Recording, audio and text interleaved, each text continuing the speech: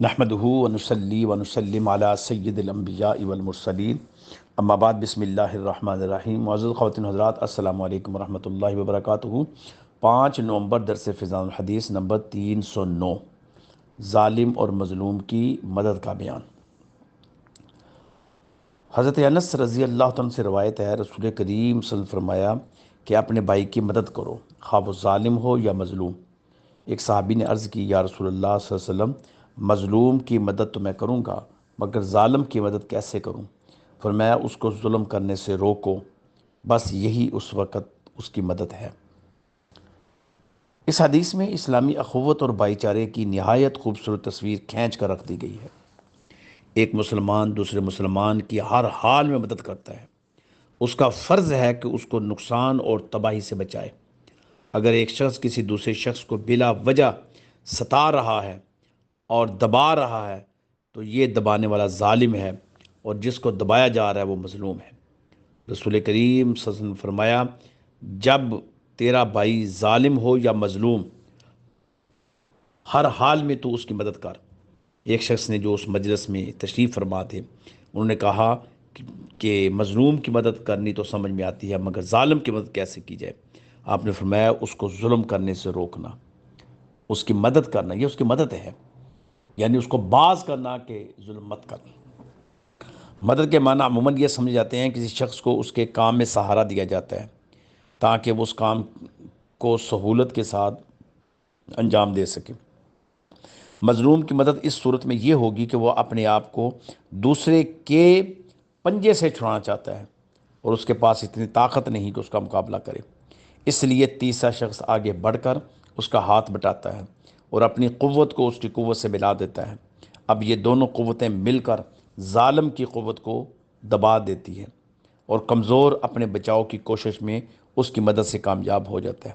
مگر ظالم کی مدد کرنے کا معنی یہ نہیں کہ تیسرا شخص اپنی قوت بھی اس ظالم کی قوت میں ملا دے اور وہ کمزور کا آنند فانند میں خاتمہ کر دے، بلکہ یہ پوچھنے والے کے دل میں پیدا ہوا کہ ظالم کی مدد کی تو وہ دلیر ہو جائے گا اور مظلوم کا فوراً دم نکل دے گا۔ حضور صلی اللہ علیہ وسلم نے فرمایا کہ مدد کی اصل معنی یہ ہے کسی کا نقصان ہوتے دیکھ کر اس نقصان سے اسے بچایا جائے۔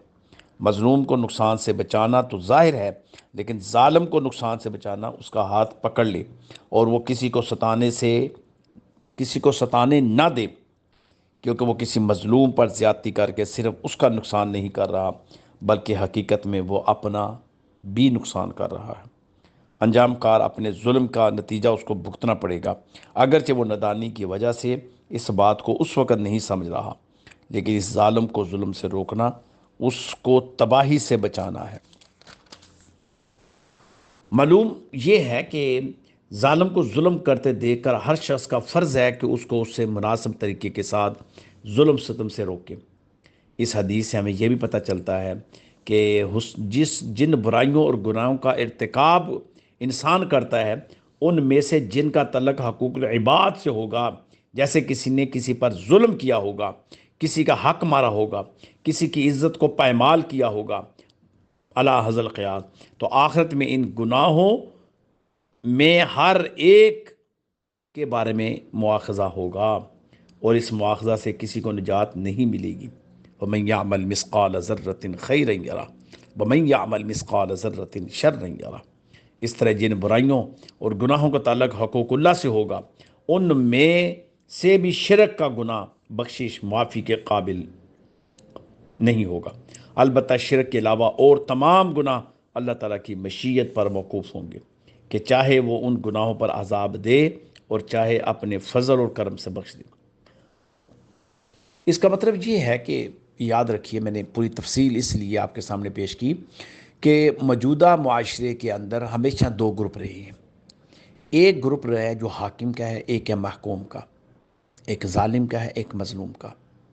ایک وہ ہے جو اقتدار کے نشے میں چور ہوتا ہے اور ایک وہ ہے جو اس کا شکار ہوتا ہے۔ ایک وہ ہے جو ظلم کرتا ہے، ایک وہ ہے جو ظلم سہتا ہے۔ ہم اس معاشرے کا حصہ بن چکے ہیں۔ ظالم کے ساتھ سب کھڑے ہیں، مظلوم کے ساتھ کوئی بھی نہیں کھڑا ہوتا۔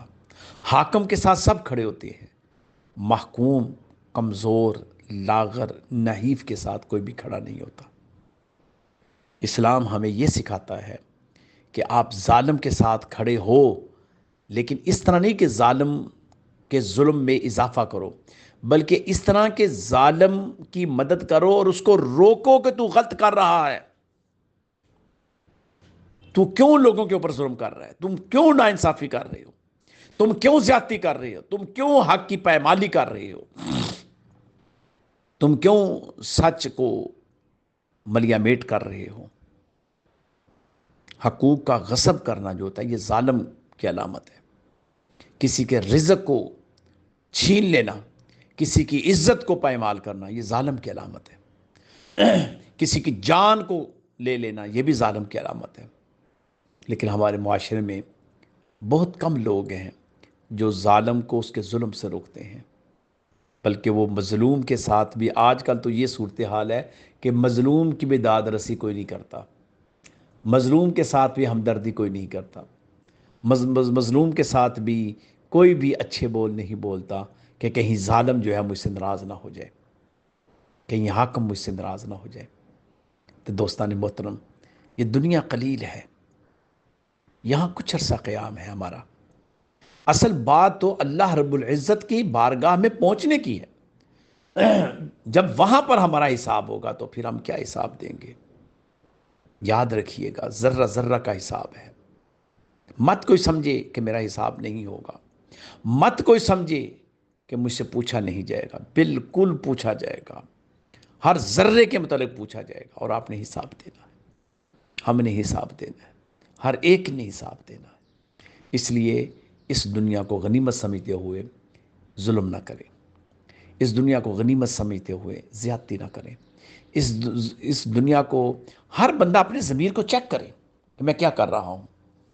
اس کا ضمیر اس کو بتائے گا کہ مجھ سے کیا ہو رہا ہے، وہ ضمیر اس کو بتا دے گا۔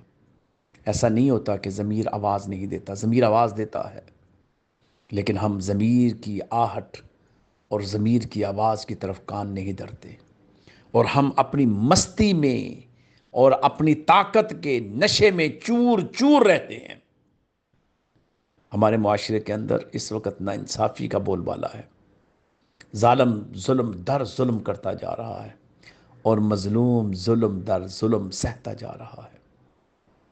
ظالم کو کوئی پوچھنے والا نہیں، اور مظلوم کی کوئی داد رسی کرنے والا نہیں۔ وہ بے بس ہو کر یہی کہتا ہے، اچھا کل قیامت والے دن خدا کی بارگاہ میں شکایت کروں گا۔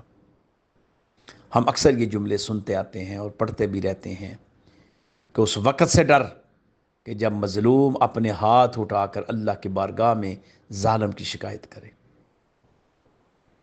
آپ چھوٹی سی چھوٹی درگاہ میں یا چھوٹے سے چھوٹے دفتر میں شکایت کرتے ہیں کہ اس بندے نے میرے ساتھ زیادتی کی، آپ کو محسوس ہوتا ہے کہ یہ شکایت ہے، لیکن کہیں ایسا نہ ہو کہ خدا کی بارگاہ میں کوئی آپ کی شکایت کر بیٹھے، اور وہ ایسی شکایت ہو کہ جس کی تلافی نہ ہو سکے، جس کا ازالہ ہی نہ ہو سکے، اور اس وقت خدا کی بارگاہ میں لمن الملک اليوم للہ الواحد القہار کی صدا نہ گونج اٹھے۔